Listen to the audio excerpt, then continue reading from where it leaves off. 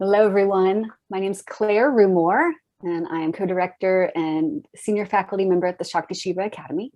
And I'm here today talking with Marc Peridis, who is one of my favorite practitioners on the planet in this work of exploring fantasy and understanding orgasmic energy and utilizing orgasmic energy for awakening, spiritual awakening, personal awakening. And part of an awakening is removing layers of unconscious material. And with Marc's work and with the work we do at the Shakti Shiva Academy, our courses are focused. Our work is focused on exploring and investigating and really mining for gold inside of our unconscious material, specifically through sexual fantasy, through desire, understanding our desires, understanding what turns us on. And so there's a fear and a concern that arises sometimes that Marc and I are going to talk about today. And this fear and concern can especially arise for people who are new to the work that we do. And this fear is, okay, we're unpacking our sexual fantasies. We're understanding what is behind our desires and what's motivating them. We're exploring the subconscious, the unconscious, traumas, fears, taboos, all the material that's held in what Jung called the shadow. And the work we do at the Academy and that Marc does is exploring the sexual shadow. But does there come a time when we've mined all of that? We've explored it, we understand it, we've neutralized it, we've arrived at a place of even equanimity. Does that mean that our sexuality, our sex life, is also going to arrive at a place of equanimity? Or another way of putting it, like, is it going to flatline? Are our arousals and attractions just going to go away? And we're going to move through life no longer turned on by much of anything, or no longer aroused by our partners if we don't have some kind of psychological material that comprises a fantasy that then excites us, that then turns us on and arouses our physiology. So some people are wondering, why do this work? Because I don't want to lose my sex life if that's what happens. I don't want to lose my arousal and my turn on and my erections and my wetness and hardness. And so, Marc, let's talk about this today, because I know you explore this in your work with your clients and your students. And yeah, this is a concern. Let's just jump in and see, and also calm people's fears and concerns about this work. Yes, absolutely. So thank you very much for asking this question and for the brilliant introduction. This is actually a really wonderful topic, and it's a great question that I very rarely have been asked to speak out loud. So I'm really excited to talk about this today. I feel like the question that you're asking, in a way, is a question that could be translated to pretty much any spiritual practice that relates to anything, whether it's about sexuality or not. Because at the end of the day, what we're talking about is being in presence. What we're talking about is the ability that we gain through, because at the end of the day, we're talking about whether we want to call it a spiritual practice or personal growth practice or personal development practice, mindfulness, whatever it is, we're talking about a practice that is about bringing us back to presence and bringing us back to truth. So, you talk about the shadow and you talk about Jung and Jung's definition of the shadow and how important that was for us. And I think that Plato also talked about it very much, and he talked about the relationship between the shadow, which was illusion, and truth. So the relationship between illusion and truth. And so I think that what we need to know is that when these desires and fantasies fall away, it's a falling away of illusions that can feel like a death. But really, at the end of the day, what it is it's a space that's created for truth to arise. And so when Plato, for instance, talked about truth, he talked about what doesn't change. He talked about absolute beauty, absolute wisdom, the absolute power of the universe that's accessible to us when we connect to source, to the greater field, whatever words he used, that was what it was. And that's something that we're so not used to as humans. Even those of us that are very, very advanced on a spiritual path, very few of us will really get to this place where we can even, I think, get close to that state of like pure equanimity, And so I think that first of all, we need to know that we're talking about a falling away of an illusion, and it's a death, and the death will be painful. It's the same way as, you know, if you think about a different example, someone's told by their doctor that, you know, they've been eating McDonald's 3 times a day and they can't anymore because they're gonna die. Like they literally have cholesterol there. And it's kind of like there's this moment where this death happens. It's like, oh shit. But it clearly isn't in alignment to eat McDonald's 3 times a day, because if it was, you could continue. And so it's a death of an illusion that I feel is extremely painful. And death is not something that's easy, but it's necessary in those cases. It's necessary for truth to then awaken and truth to arise. And so what I'm talking about when I say truth is, because that could be a term that's kind of like, okay, well, what does this mean? Because we tend to know as humans, we tend to know, well, I'm telling the truth versus telling a lie, you know, or I'm in my truth or whatever. But truth, what I'm talking about here is the place when I'm connected to that doesn't change, to the oneness, to the source of everything, you know, which is really, you know, like what Plato was defining. And I feel that for that to happen, like I said, this falling away needs to happen, and it's painful. And it asks us, or it requires us to re-examine our connection or our engagement with loss, our relationship with loss, you know. And that relationship to loss is one that, as we evolve as a society, as humans, with digital media, with consumerism continuing as it is an engagement that's excessively hard for us to rewire as we move along, because we're getting more and more used to having this world in a way that we can organize things exactly the way that we want. We can buy what we want, when we want, how we want, have it delivered exactly when we want, you know.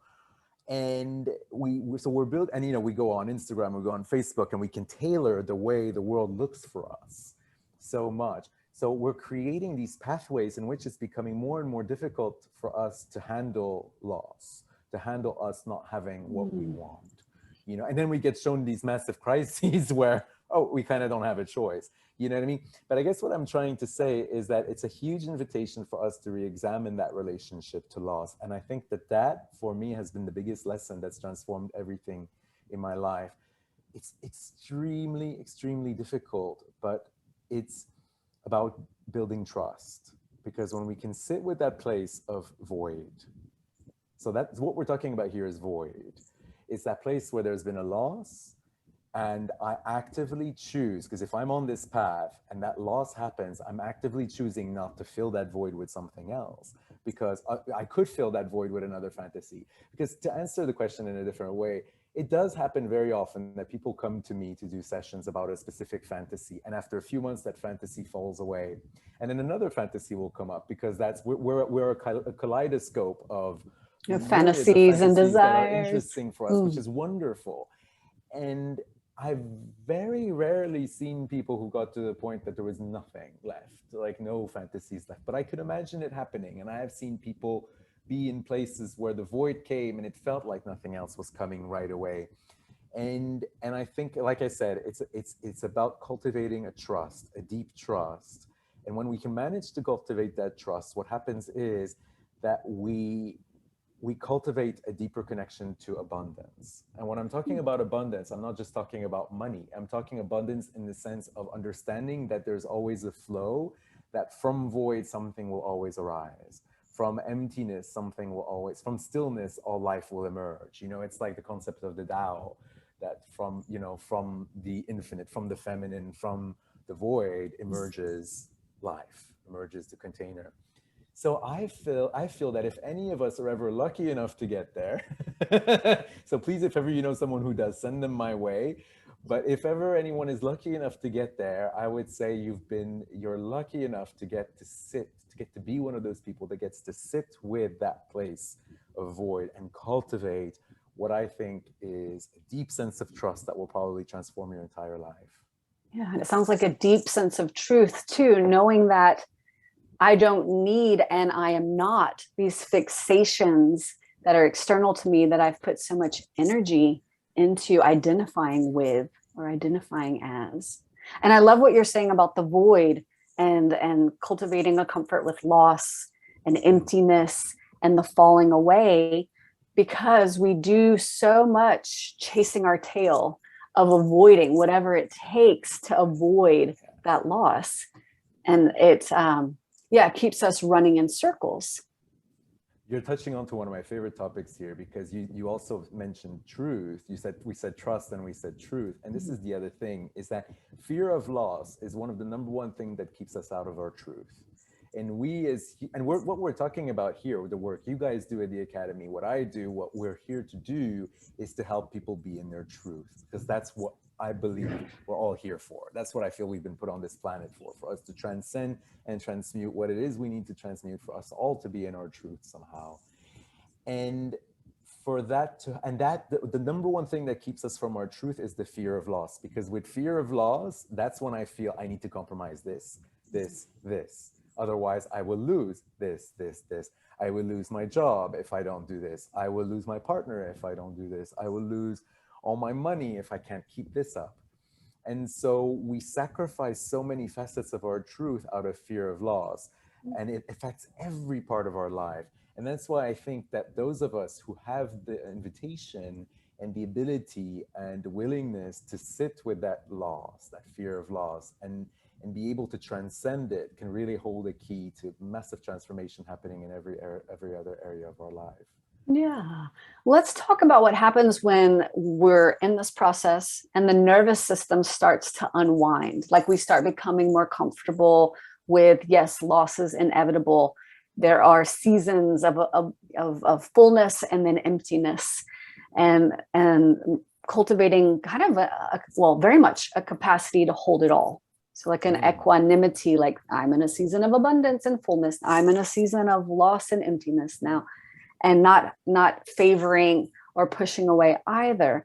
So I'm curious what happens when the nervous system begins adapting to this new way of holding, the larger capacity of holding what is. And then we're in a sexual situation that in the past, prior to the personal growth work, personal development, spiritual work, whatever we want to call it. In the past, I would have gotten so turned on so quickly, my physiology, my nervous system, just going into action right away. I have an agenda or I have a goal. I want to engage with this person or that thing or this or that. So hot.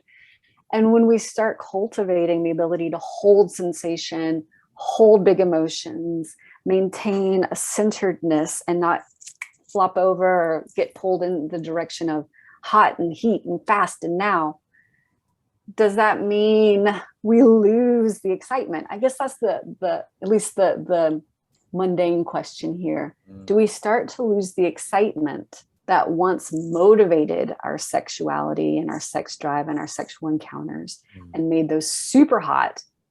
Do those now become uninteresting? And then how does that affect our sex life? Even though we're committed to truth and trust and the bigger awakening, like how do we grapple with the loss of that excitement? If that in fact that's a really beautiful question and a really wonderful way of phrasing it. So first of all, I want to say that just the way you were describing all of that, I felt already this wave of like, oh, well, who wouldn't want that? Who wouldn't want to keep that? You know, but so I guess at the end of the day, what comes up for me is a question of, it's knowing what we're sacrificing for what. So being aware of what it is we're sacrificing for what. So if I am, if I'm choosing, because at the end of the day, it comes to a place of choice. It's like, if I'm choosing to be in the quick, fast, fast sex, high fantasy, high drive, that's what we're talking about, is the short-term dopamine reward receptors kind of thing. And what we're doing is that we're kind of sacrificing the depth that I think you're talking about. So I think that in your system of teachings, you refer to the unconscious, the conscious, and the deep. And so what you're talking about now, I think, is the deep. Certainly starting to point to it. Like if we're aiming ourselves for the deep because we're called that way, and we're giving up the rewards, the quote unquote rewards that came from being unconscious and just being in patterns and impulse and compulsion. Exactly. We're giving up goodies. We're giving up the goodies. Exactly. The candies. And I think it's I would hope that when we get to that point, we also have the insight. By that point, hopefully, I think we would be developed enough to know that what we're receiving in that moment is the exact right thing for us. And it might not look like what we've had before. The mask may have fallen and may have shattered to pieces. It might never come back. But I think it comes to this place of realizing that what we're getting is exactly the right thing for us. So I want to give you an example that I think it's parallel to this because it doesn't relate exactly to this. But I work with a lot of men who have prostate operations and they can no longer ejaculate. And a lot of these men, ejaculation was the favorite part of the sexual experience for them, and all of a sudden they can't ejaculate anymore. And it's like some big part of their sexual tapestry has been ripped away from them. And they come to sessions because they're like lost, what do I do now? And I think the reason why I mentioned this and why I think this relates to this is because it feels like a similar kind of thing, except that the difference is that in the scenario you're talking about, I feel like we would have achieved that place of deep presence to know, well, this is exactly what was meant for me. And usually the work that I end up doing with people who come to me with this issue is the work to usher them onto the path for us to get to the realization of things are exactly how they're supposed to be. I'm not meant to ejaculate anymore. I'm meant to go more slowly now. I'm not meant to focus on my cock anymore. I'm meant to focus on the back of my ears with a light tickle, or whatever is in the present moment right now. And it's so not our patterns, and it's so not the patterns of our society. It's not the cultural patterns, but it's the truth. And I kind of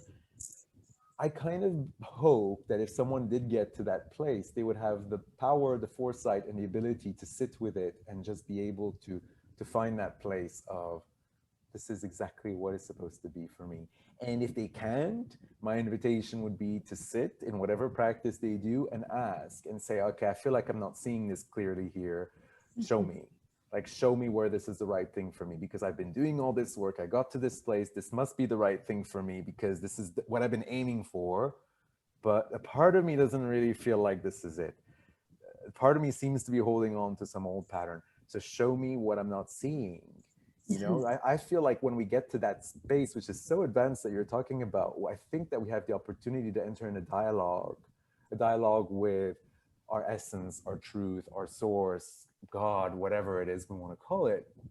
And I think that from that place of dialogue, we can ask to be shown, what is it I'm not seeing? What is it that I'm missing? What is it that, and then we can leave the open space and just wait, and pause and wait. And we might be surprised that the next thing that comes up in the next sexual encounter might be, oh, wow, that was a surprise. Or, oh, wow, I didn't quite expect that. And, because my feeling is that when we talk about what you refer to as the deep sexuality, I don't think that it's something that we can choose to arrive to. I think it's my view of it, my personal view. I don't know what how if you share this view, but my view of it is that the deep arises naturally as the more time we spend in conscious, deep will arise. And it'll arise and surprise me when I don't expect it, when I don't even know. It's kind of like this moment, because you can't even put words to it. It's just these moments where you go, what was that? You know what I mean? What was that? I can do the effort, I don't like to use that word, but like I can do the practices that keep me in presence for me to be in the conscious sexuality realm and to stay there for as long as I can and cultivate that relationship. But the deep, for me, my experience of the deep, I call it the cosmic sex, is that it just surprises you, and it comes at any moment that spontaneously that you might not expect.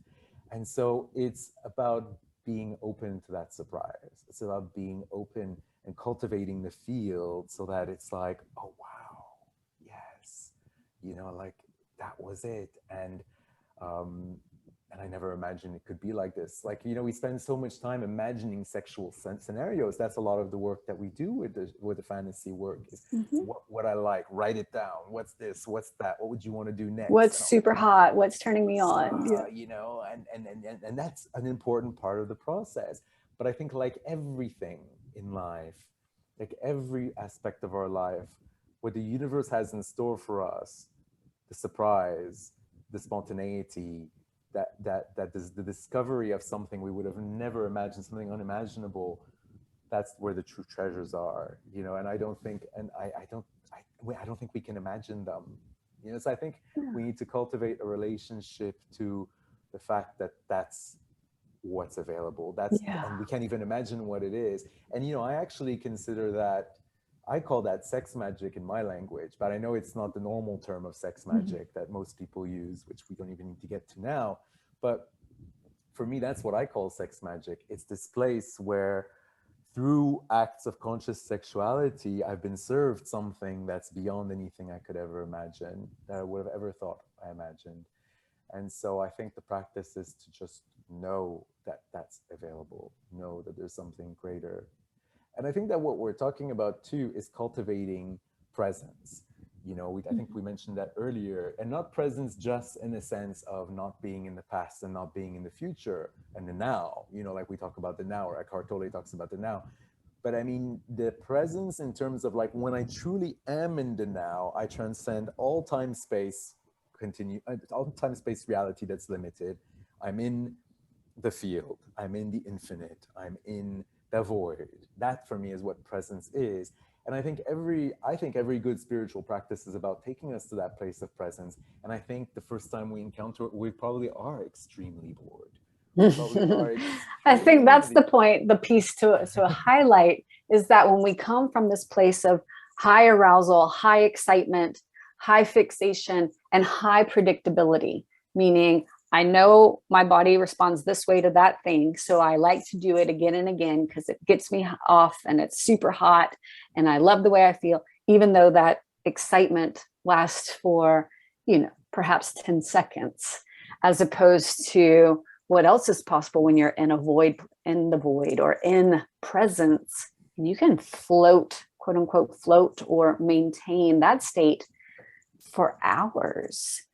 And yet our nervous system has been conditioned to be in that tension, which is very exciting. It produces results. However, it keeps us in patterns and fixations and rocky relationships and, you know, seeking and using people and ourselves and objectifying, et cetera, et cetera. So when we find ourselves ready to move beyond that, I guess what you and I want to highlight to people is that there is a period of time where things aren't as exciting or aren't as intense, but something else becomes possible.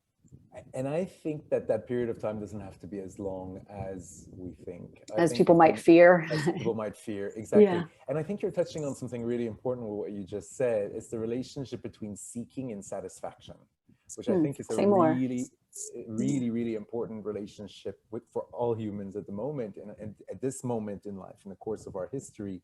So if we're talking in a way, you're talking about the nervous system, but we're also talking about brain chemistry, because we're talking about dopamine, reward circuitry. And that all relates to, exactly. And the dopamine relates to seeking, to searching. To the search, to like, you know, like an example is, you know, when in porn addiction, you know, when people open like 50 screens and it's like, I've seen that, but now, well, what if I could find that, but like this? And what if I could find that and like this? And what we're actually getting high on in that moment is not the actual thing we're looking at, is the seeking for something that isn't here. The longing, the searching.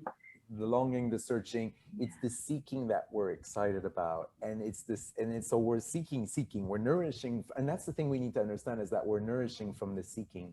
And what we kind of need to, and I think what is the fast track or the fast forward here is when we have the ability to know that the nourishment we think we're getting from the seeking is actually just by proxy of the nourishment we're actually going to get when we go into satisfaction.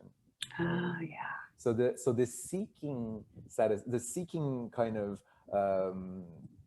response that is keeping us so excited and so high, it's actually tricking us into being entertained, but it's giving us something that our brain thinks is the thing that we're actually going to get when we enter satisfaction. But it's actually leaving us hungry.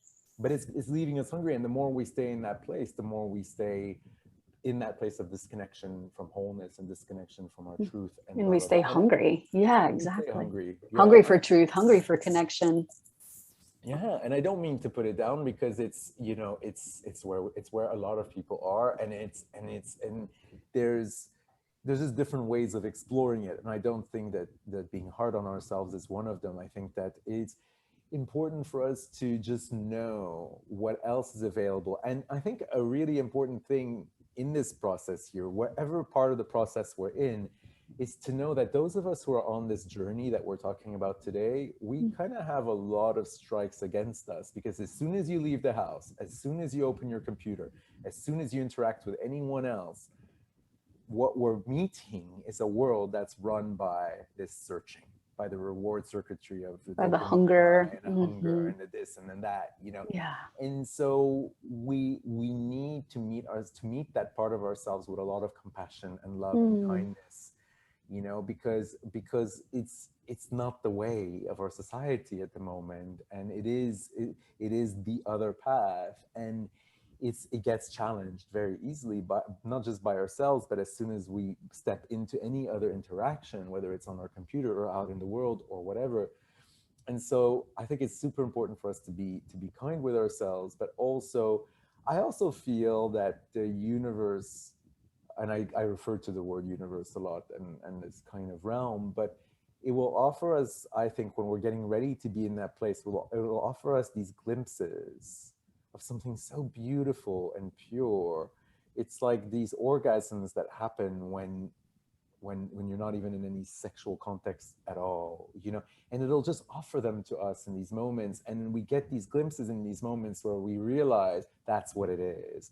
Like that's the promise, that's what's on the other side. And you know, like that moment where you go out to the garden and you just stop and you smell this rose, and you may have smelled these roses many times before, but now something's different because you've changed, and something's different and something's more accessible for you. And just in that moment, there's this sense that it's not just smelling a rose, it's something that transcends time and space. It's something that transcends the 3D, it's beyond.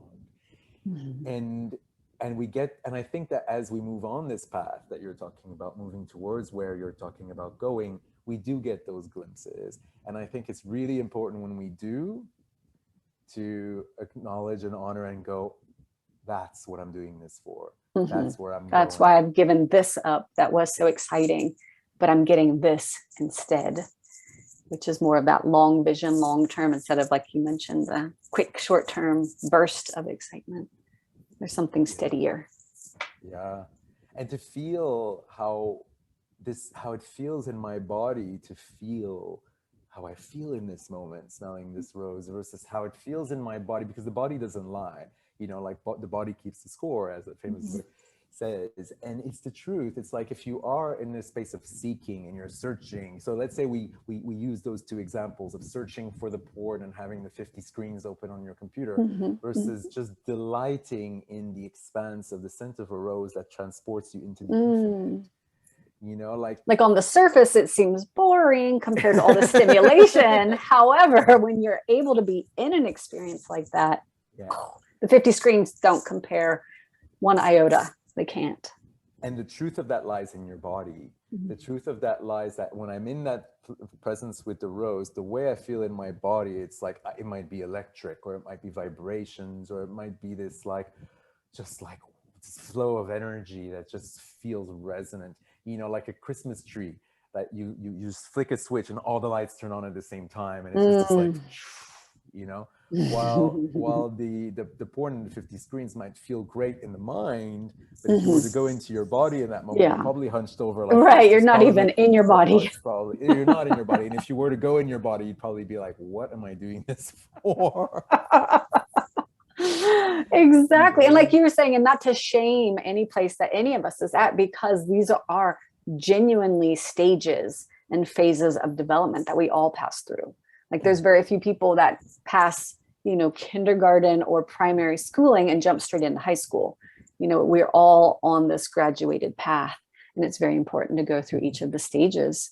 And we arrive bit by bit at more consciousness, at expanded awareness, at a desire for something deeper, bigger, steady, bigger in the sense of depth and breadth and longevity and steadiness. And so there is a bit of maturation that characterizes the sexual awakening process, where we give up the things that excited us in our youth, the candies, the goodies. After a while, it does start to become less interesting when we get those tastes and those glimpses that you mentioned of what else is possible. Yeah. So I think part of what, and as we come to a close right now, part of what we want to emphasize today is that, yes, in this process of awakening, some things are lost. Some things about sexuality and the body's response and intimacy and love life do change. However, what starts to show up in their place are gifts of so much more gravity and depth that the loss, the giving up, the letting fall away is worth it. And I know that you mentioned you want to close, and as you're speaking, there's also something else that comes to my mind that I want to share, which is, and I think this is quite crucial to this conversation actually, is that what we do know and what we keep exploring in this work that you guys teach and that I teach with you and in other places, is that what shows up in our sexuality very often, especially in the sexual shadow, are things that might be unresolved in other areas of our lives. And so very often when people do find resolution and do this practice and do this process that we do in the realm of sexuality, in the realm of fantasy and desire, what they often find is that what they're actually seeking is something that they're actually seeking in another part of their life, another area of their life. But that desire or that yearning that's not met is creeping up into the realm of sexuality. So we know that. Now, when something begins to dissolve in the realm of sexuality, what I see can often happen, and I just had a client that had this a couple of weeks ago, was that, oh, it's dissolving from the realm of sexuality, but as we sat with that loss, what we realized is that there was a huge opportunity for it to emerge in purpose, in the place where I relate to, you know, how I share myself in the world, the work that I do, the impact I have on people. Because actually the fantasy that I've been entertaining this whole time was only something that I was seeking. I'm just giving this example, this specific example. I was seeking fulfillment in my career. I was seeking fulfillment in my mission, my purpose, and the impact that I bring in the world. And I wasn't feeling that. And so that unmet need was creeping up in my sexual realm and showing up as this fantasy. And as I processed it, it feels like this is dead. But when we work through it, we're like, well, wait, this died, but it was actually covering up this. Which is now coming online and coming to life. Wanted, and now we'll take off and go out there and impact the world the way you've always desired and the way you've always wanted to. Absolutely. And so these things might not, you know, they might not show up like for like back up in your sexuality, but they'll show up in other areas of your life, in your relationships with your family, with your friends, with your partner, in relationship to purpose. You know? And then in sexuality, you have a whole open field for another truth to arise. At the Shakti Shiva Academy, we have kind of a tagline or a through line, we like to say, which is eros, which is turn on, desire, fantasy. Eros leads to gnosis. And gnosis being that deep knowledge, deep wisdom, self-awareness. So our eros, our eroticism, shows us these other areas of life that we are eager to step into more, like you just pointed out. And there's so much vitality there. But as we come to a close, because we could talk about this for hours, there's so many dimensions to this, and it would be fun to do a part B and keep exploring the depths of this. But I want to thank you, Marc, so much for the work you do in the world. And Marc can be found at marcperidis.com. And he is also faculty member at the Shakti Shiva Academy over at shaktishiva.academy on the web. And Shakti Shiva Academy can also be found in Mighty Networks. We have an online community there where these types of conversations are going on, and events and classes and discussions just like this are happening on a regular basis. So please come join us, come connect with me, Claire Rumore, and Marc Peridis over at Shakti Shiva Academy. And thank you again, Marc, for diving into this with me today. Thank you for having me. It's been a wonderful conversation. Thank you very much. Yeah, thanks so much.